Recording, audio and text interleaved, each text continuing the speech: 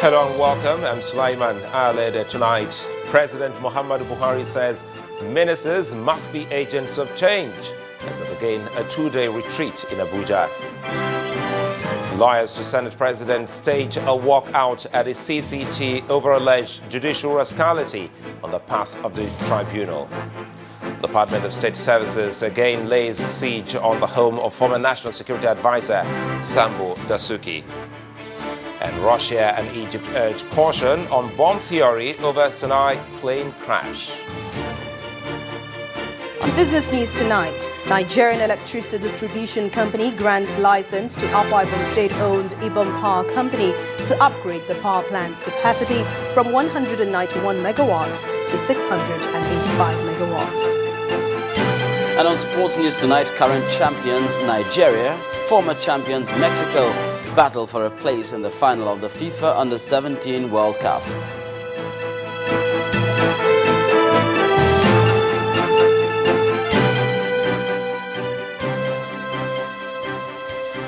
We begin tonight with the first retreat for incoming ministers held at the presidential villa in Abuja today.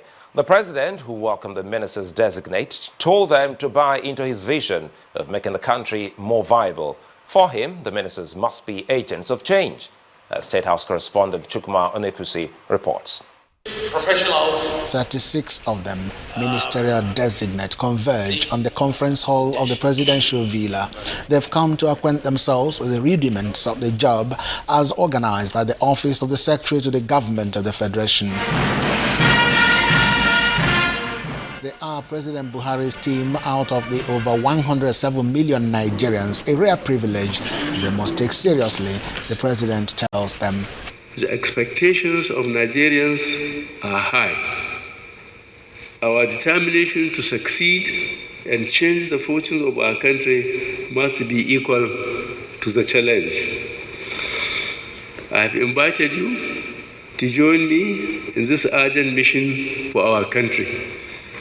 I am convinced that in accepting this invitation, you are also equally determined to take part in this patriotic undertaking.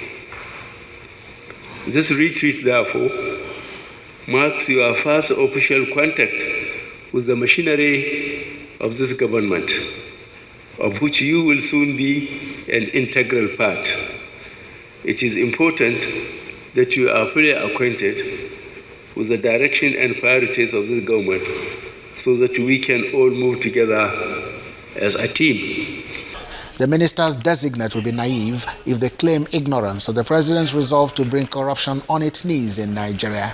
Beyond the fight against corruption, he's also interested in turning the economy around, and he needs this team to assist him. Our economic focus will be policies that will ensure inclusive growth, and we will count our achievements based on the number of Nigerians who move out of poverty. Many Nigerians have expected the president to hit the ground running with his ministers, but many experts will say that it is important to get the team familiarize themselves with the code of conduct before taking off. But the ministers say the retreat is necessary if they must run well. We all have to be ambassadors of this government and of the agenda for change. And there's no doubt in my mind that a lot of people you have are up to the task. They're experienced, they're focused, they're determined to ensure that the president's agenda is realized. The challenge facing President Buhari and his ministers is enormous, and will take a visionary leader to tackle those challenges squarely, and the next few months or years will determine if the president has indeed selected a good team. Thank you. Chukwuma Onekusi, Channels Television News. Leaving the retreat now to the Code of Conduct Tribunal, where the team of lawyers represented the Senate President in the charges of false asset declaration walked out of the court.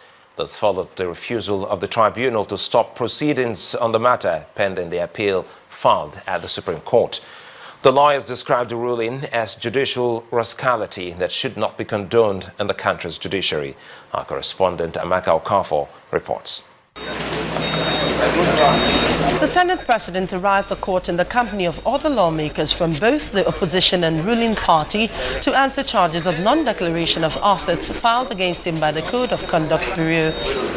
Shortly after taking their seats, the proceedings of the tribunal commenced.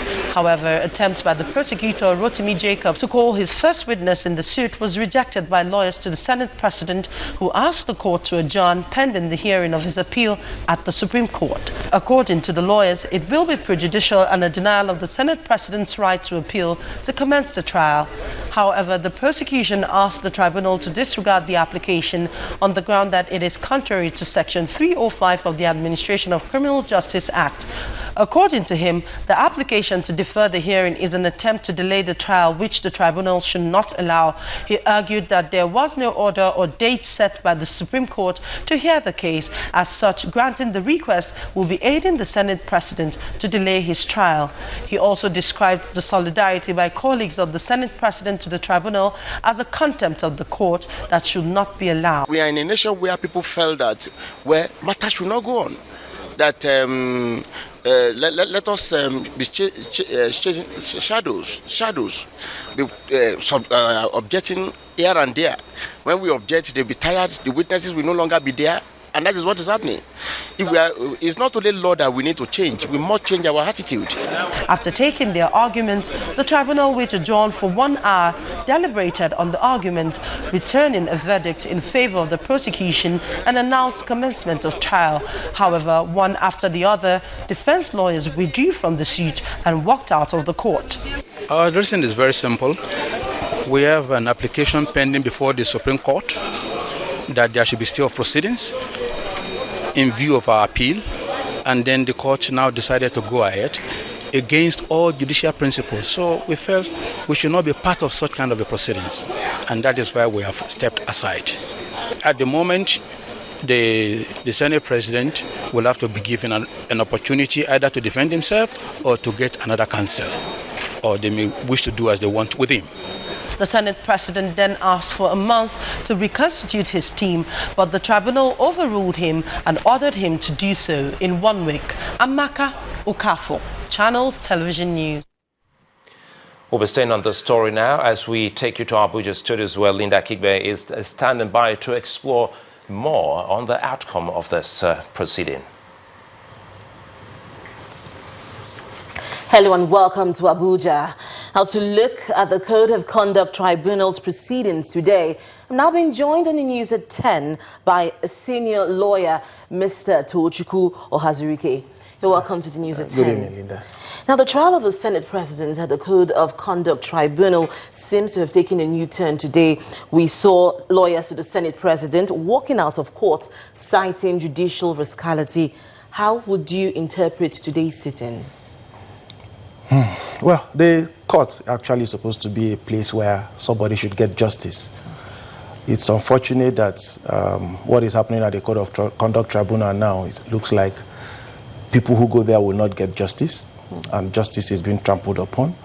If not, the team of lawyers of the Senate President wouldn't have walked out if truly they did not believe that what was going on in the court, their professional competence wasn't going to get justice for their clients. So when they saw it was an impossibility, they had to walk out, because issues are simple. The Supreme Court had been seized of a matter to determine the jurisdiction of the Code of Conduct Tribunal on the issues it was sitting upon.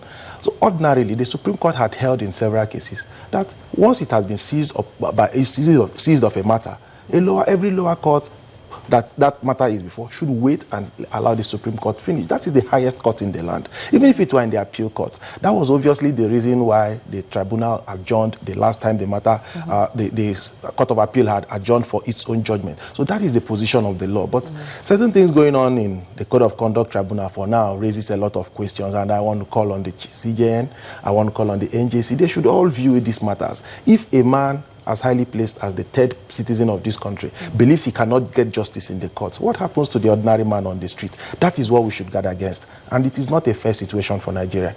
Now, considering the fact that most Nigerians have been following this case with keen interest, do you think today's event will in any way affect the tempo of the case? Obviously, it has to. It has to, because the world is now seeing it, that something is really going on there. You know, this matter has lingered.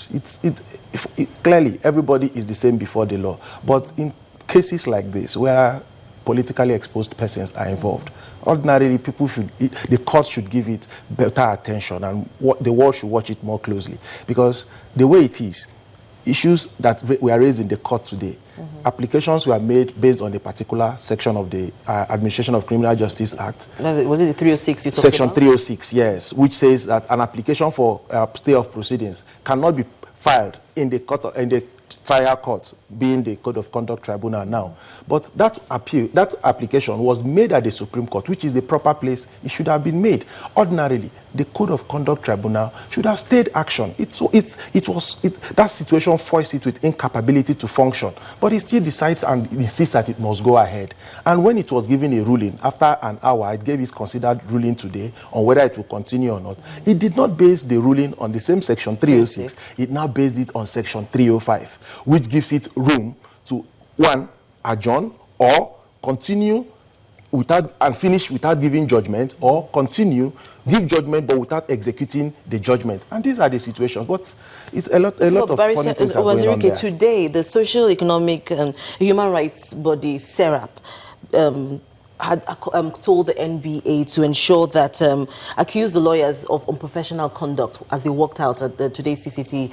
What is your reaction to this? No, I don't think anything unprofessional happened in the court. The learned jury, SANs, they saw that it was an impossibility that going on in that court, their professional competence wasn't going to get justice for their clients. So they walked out and left the man to his fate. And who do you think? He has been given time. He will go and get a new team or resolve the issues and then let justice. But the fact we must lay here is the world is watching, and the appropriate authorities should focus attention on what is happening there so that we don't derail this democracy, derail the fight against corruption, because you cannot fight corruption with corruption. All right. Thank you very much, Mr. Ohazurike, for joining us on the News at 10. Thank you very much. And that's all from Abuja. Back to you in Lagos.